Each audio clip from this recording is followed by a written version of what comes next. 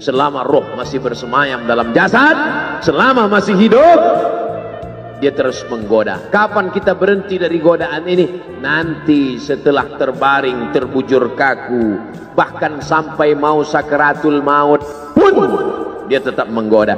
Itulah makanya orang berzikir tidak bisa digoda waktu sakaratul maut. Kenapa? Karena la ilaha illallah akan terngiang di telinganya.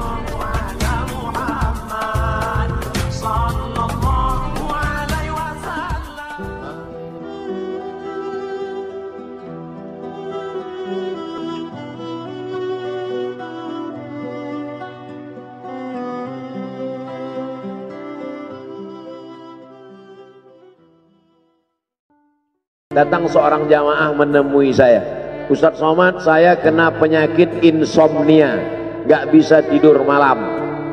Jam 2 malam mata saya masih berkedip-kedip. Bismika Allahumma ahya wa amut, gak mempan.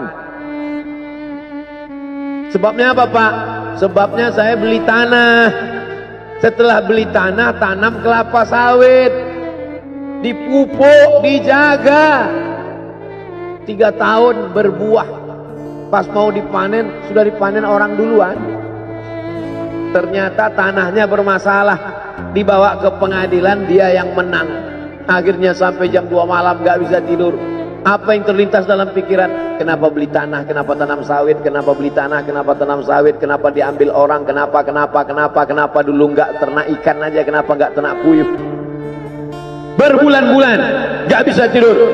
Akhirnya pergi ke psikiater. Pak psikiater, ya saya sudah 2 bulan gak tidur-tidur Pak psikiater. Akhirnya Pak psikiater buat resep. Ini obatnya, yang ini dimakan sebelum makan, yang ini dimakan setelah makan, yang ini 3 kali, yang ini 2 kali. Akhirnya memikirkan resep itu, makin gak bisa tidur. Dimakan, tertidur. Dosisnya habis, terbangun. Kenapa beli tanah, kenapa tanam? Setelah dimakan, muncul masalah baru. Terlalu banyak makan obat, terjadi kekacauan tubuh. Akhirnya kena buah pinggang, muncul masalah baru. Sampai akhirnya saya ketemu MP3 Ustadz. Saya dengarkan sebelum tidur malam. Begitu saya dengar, saya tertidur. Makanya saya tidak marah kalau ada jamaah tertidur. Itu menunjukkan jiwanya tenang. Karena dia tidak kena penyakit insomnia. Orang Amerika, orang Eropa, mobilnya mewah, apartemennya cantik, rumahnya megah, duitnya banyak, dolarnya bejibun, gak bisa tidur karena masalah hidup dunia. Kita naik angkot kelewatan gang. Itu menunjukkan apa? Di mana letak ketenangan itu? Huwallazi anzala sakinata fi qulubil mu'minin. Dia yang menurunkan ketenangan ke dalam hati orang yang beriman. Oleh sebab itu maka iman ini mesti disiram dengan ilmu. Majelis ilmu adalah majelis zikir.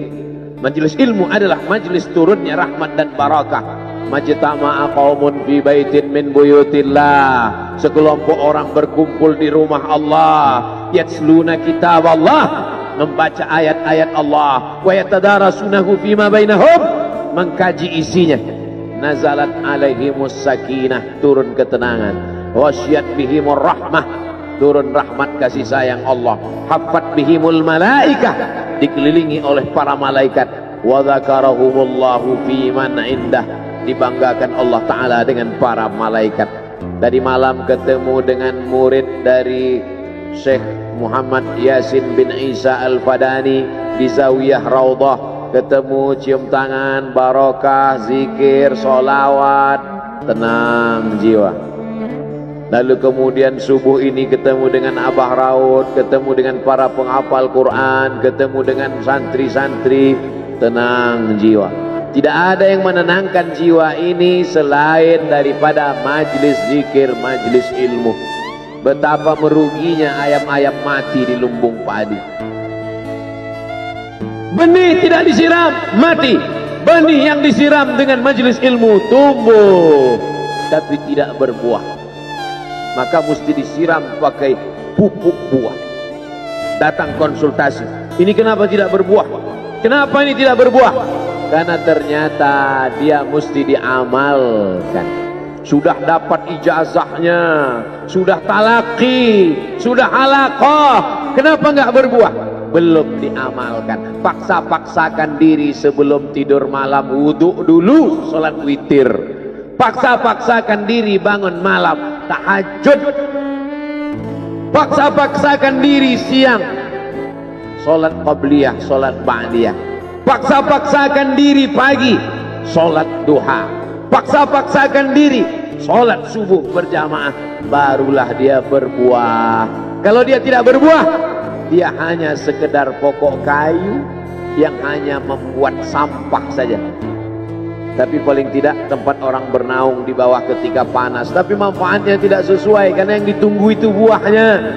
Masa pohon kayu rindang besar tidak berbuah, sementara semangka yang kecil buahnya besar?